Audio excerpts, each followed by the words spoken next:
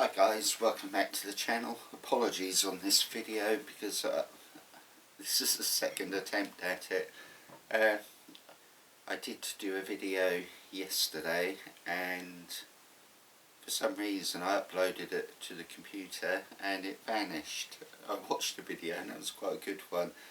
I hope I can replicate it today. So, without further ado, this video is a bit of a waffling video, but it's one I'm asked quite often, and it is what springers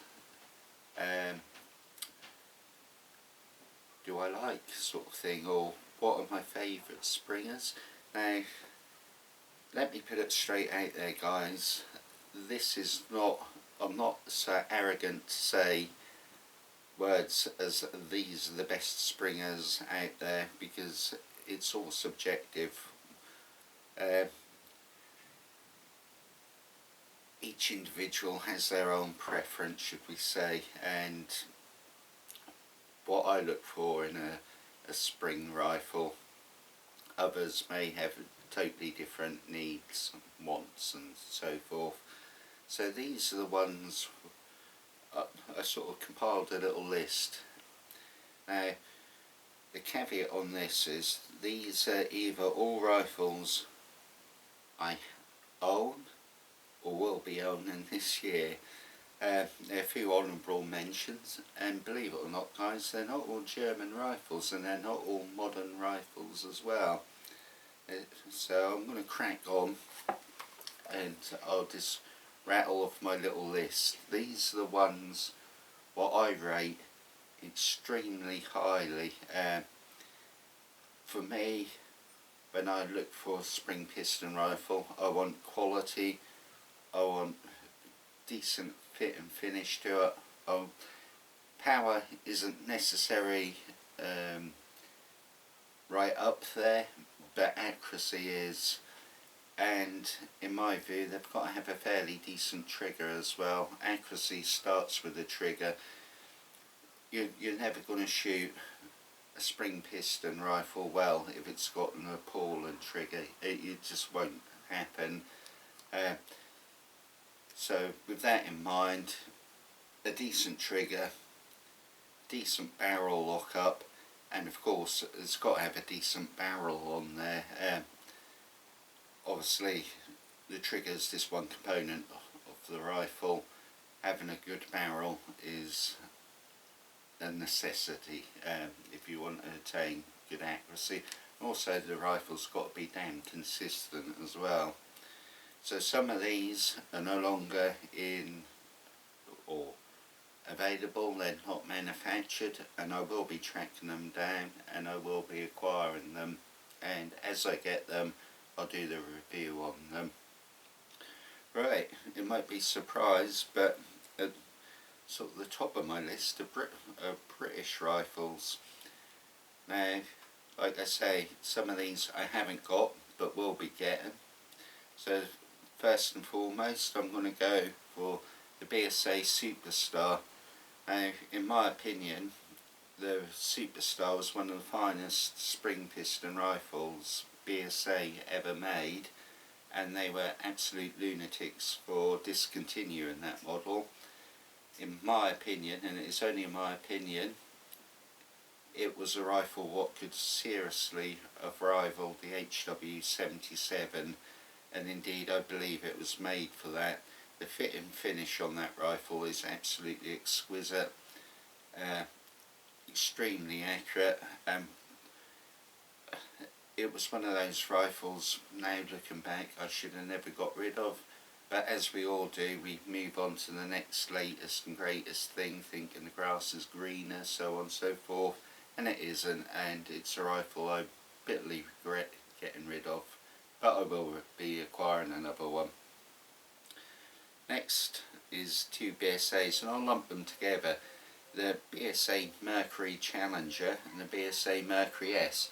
Well, I've already got the Mercury S, lovely rifle, nice thick bull barrel on it. It does have a single stage trigger, however the trigger on that is very good. If you guys are interested, I can show you a little hack how to make a single stage trigger, a 2-stage trigger, without any special tools or anything. It's very easy to do, but that's, if I get enough comments asking me to do that little hack, I will do it. It's an old hack and very easy. The BSA Mercury Challenger, and this was brought out at the same time as the Superstar, and it was very much a product improved Mercury S. In my opinion, BSA made that rifle purposely to rival the HW80 and the HW85. Back in the day, the 95 wasn't around, it was the HW85 what was about, and this was BSA's attempt to rival the 80 and the 85. So yeah, definitely good trigger, good fit to finish, excellent rifle, and another rifle I should never have got rid of. Next on the list is a BSA Webley, sorry, that was totally wrong. Brain fart already. It is early in the morning here, guys. It is really early in the morning. Is the Webley Omega. And the Webley Omega was also another rifle what Webley brought out, purposely, I believe, to rival the 80 and the 85. It's very much comparable to a Mercury Challenger. It did come out slightly earlier than the Mercury Challenger, but again, an absolutely awesome rifle. A proper Birmingham made rifle, not one made overseas, should we say, and it's another one I will be acquiring this year. Right, then we've got the Air Arms TX200 Hunter Carbine. I own one of these, absolutely gorgeous rifle, one I'll never part with, and probably the rifle I would say that if I could only ever have one rifle, that would be the one I'd choose time and time again. It's just dependable, accurate, very good trigger, superb fit and finish, just uses quality. Next on the list I've got the Air Arms Pro Sport. Well, this is like the stablemate to the Hunter Carbine, the TX200 series. Again, beautiful rifle, underlever, sliding breech and all good stuff. I mean, the quality just speaks for itself. They are a little pricey, but with the price of HW rifles creeping up, for the slightly better fit and finish, well, not slightly, for the better fit and finish on the rifle, and in my opinion slightly better trigger, it's well worth the extra expense. I haven't got one, I will be acquiring one. In fact, looking at some of you guys who have your own channels and who've sent me photos in, and especially Jonathan from his channel, the walnut version really floats my boat, and I'll have to get a righty or right-handed version of that rifle. So yeah, it's definitely going to be coming my way. Next, Walther LGB. Awesome rifle. I've got one. I was extremely fortunate enough to get one of those second hand, but as new. Brilliant rifle. Everyone who's tried that rifle is just so surprised how good it is. Some of the guys who I've met through the channel have shot that rifle and they're just blown away by how good a quality it is. A few of them mentioned it feels like it's been tuned. It hasn't. It is a standard rifle. I very rarely stick tuning kits in my rifles. If I'm spending top dollar on a Springer, I don't want to then go out and have the added extra expense of sticking in a tuning kit. I expect it to be shooting good out of the box, or certainly within a tin of pellets or so. Next one, well, it's going to be the Varo range, isn't it? I've got the 80 now. The 77 rate really high. Got one. Well, I've got two of those. The 30S, this little rifle, awesome rifle. The 95L, got one of those. Beautiful rifle. Shoots really well. The 35 Export or 35E, got a really old version of one of those. It was a walnut stocked version. It's one of those rifles where you can stand in England and you can tap a rabbit on the shoulder in France because the barrel is so long. Sorry guys. I think it's a 22-inch barrel on that gun, but it's one what's been with me since I acquired it as new as another rifle I'd be extremely reluctant to part with. It's a little bit of history as such. Not the most modern rifle I have, but great fun to shoot. I will be, now one I haven't got, but I will be acquiring, is the HW85. And this is a slightly different rifle from the 95. The 95's almost superseded in the UK the 85, but the 85 is its own rifle in its own right, and I will be acquiring one. Sorry guys. Right, other rifles I will be acquiring. An original 34 and an original 45. Now when I say original, some people might get confused about this, because original is also known as RWS and also known as Diana, but they are all one and the same rifles. I think on one of the videos Chris Youngman, when I was at MF Sport, and explained the name changes, but they are all one and the same rifle. So if I say original 34 and 45, quite literally I mean an RWS 34, 45 or Diana 34, 45. I will be acquiring those. Next, well, they're the ones I want to acquire this year. These are the Springers. Honourable mentions of rifles which I believe deserve a mention. The one for LGU, awesome gun. If one comes my way, I won't turn it down. And another awesome little rifle which probably won't acquire, but one what deserves a mention in my little list of rifles I rate. And it's a BSA Meteor S. Now this is a gun what guys of my age will have undoubtedly shot and probably owned. In the UK, in the early 80s, we all grew up with BSA Meteors. I dare say it is one of the rifles what set many of us off on our shooting journey. It's got so much nostalgic, can't think of the word,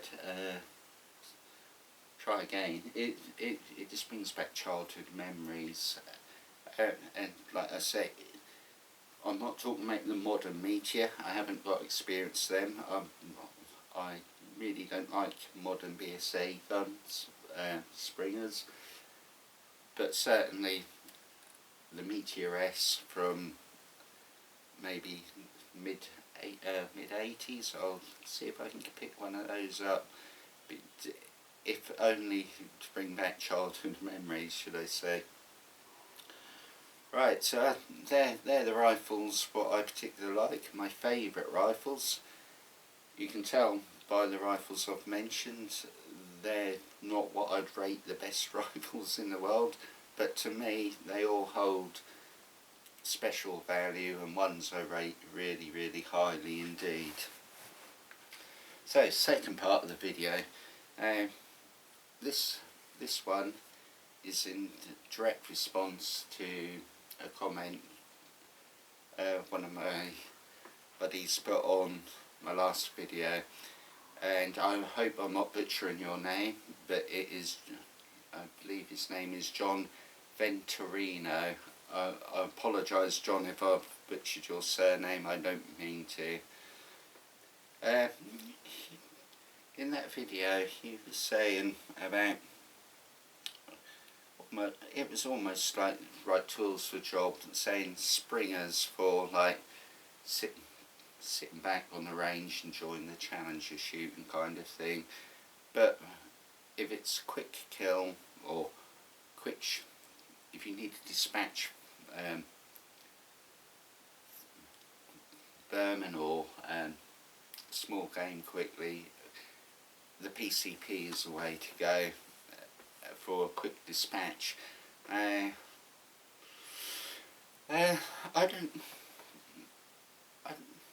don't agree with that comment. I really don't. And it's no disrespect to job. We're all shooters, and we can all agree to disagree. But I've covered this so many times on the channel, I feel almost embarrassed saying it. A PCP isn't a prerequisite, a pre-needed... Gosh, I can't even speak today. Sorry, guys. It isn't necessary for hunting. Now, a PCP is very easy to shoot well, and I believe that's the only advantage a PCP has. I've heard it mentioned. You can get what am I saying? A quick second follow-up shot. Let's be real here, guys. Right? Let's cut to the chase.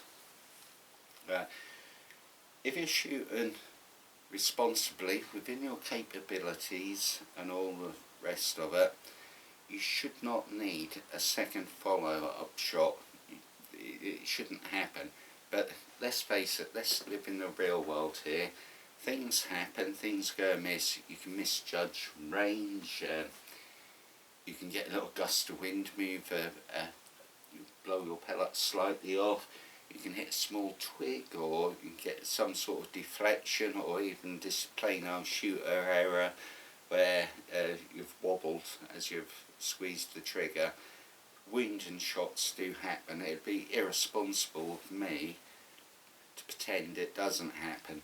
However, as responsible and ethical shooters, we should do our utmost to ensure that is kept to the absolute minimum. And one of the ways you can do that, as I keep saying, bring the rangers in. However, like I say, things do happen. So let's talk about the myth of the quick follow-up shot, should we say. Well, I would say this, in my experience, and this is real world stuff, guys. This is not me rambling on a load of nonsense. This is real world stuff. So you knock a pigeon out of a tree and it's a wounding shot, or you hit that, you shoot a bunny and it's not quite a clean shot. Let's be honest with ourselves here, guys. A lot of the time you're not going to be following it up with another shot, because as soon as that animal hits the floor, it is going to be running off. You're not going to be able to take that animal out with a moving shot. You're just increasing chances of more wounding or a clean miss to try to do so. Usually it's a case of you're running through undergrowth trying to retrieve it, and you mainly dispatch it, usually with a priest or something like that, rather than a quick second shot. This is just real world stuff, guys. Yeah, obviously if it's an animal what can cause you injury, such as a squirrel or a rat, yes, you're not going to pick it up and try to dispatch it with a priest. You are going to put another round through its head, but usually it's a case again, unless it's stuck up in the tree, it's a scurry through the undergrowth. You're going to find it and then dispatch it at very, very close range. Now, by doing that, let's face it, you can reload a Springer in probably about 2 seconds flat anyway. So the quick second shot is null and void in my opinion, because you can load one of these pretty quick. Like say, you're going to be running after your quarry if it's wounded anyway. Now, it has been said that it enables, in a target-rich environment, you can get off second and third shots quite quickly. And I was racking my brains where that has happened to me. I mean, even feral pigeon shooting, when you've got lots of ferals in a barn, you can still reload a Springer very quickly. And in my experience, shooting feral pigeons in barns, invariably what happens, even using a PCP, you'll shoot one and the birds will fly down to the other end of the barn anyway, and it's a little bit of a walk up and then take another one out. You can reload one of these Springers in like say 2-3 seconds, so you haven't really got an advantage there. Then I've heard it said about rabbits, rabbit shooting. It enables you to, because you've got like a high shot capacity with the magazine, you can shoot Flopsy, Mopsy and Cottontail. Let's be real here, guys. A lot of the time you shoot Flopsy, the smack of the pellet hitting the quarry invariably makes Mopsy and Cottontail leg towards the hedge or towards their burrows, and again it is so easy to just cock and put another pellet in anyway. There's no real advantage there unless you're shooting in a massively target rich environment. So then it just really leaves rats. Rats, yeah, I can buy the rat scenario, because sometimes you will be shooting very, very quickly indeed, and with a PCP it's very easy to transition across from targets at close range very quickly. But then I have an interesting counter argument to that. Right, so say you're shooting a PCP, you've got a 12, to say for argument's sake, you've got a 12 shot magazine. You've shot rat number 12, you've got your lucky dozen or unlucky dozen, depending on your perspective whether you're a rat or not. What happens then? You then have to take the magazine of the rifle, reload another magazine if you're lucky enough to have a spare mag. But if you haven't, it's then a case of you have to sit there and refill that magazine. So then any sort of time savings, for want of a better word, is null and voided by the mere fact that you then have to reload a magazine. With a Springer, it's a case of cock, pellet in, breech, point, shoot, and you can keep doing that until your arms run out of steam. You haven't got worried about running out of air and refilling magazines. So in my view, Springers are more than adequate enough for hunting. I mean, good lord guys, these are what we all used to use back in the day before the arrival of PCPs. So that is just my opinion. Now I'm of the age, guys, I enjoy hearing what you guys, your views on it. If we don't all have to agree, but I'm always interested in the feedback I get from you guys in the comments, and I profusely apologise. It appears I don't reply to everyone. I do, but YouTube, being YouTube, doesn't always show my replies, and I apologise for that, but I do, I promise you, I reply to everyone. So let me know your views on it, Springer or PCP for hunting. Like I say, the only advantage I can think of PCP is it's easier to shoot. So with that in mind, all depends, I suppose, on the individual whether they enjoy the challenge of shooting a Springer and learning how to shoot one well. So with that, guys, I've waffled on enough. Hope you enjoyed this little video.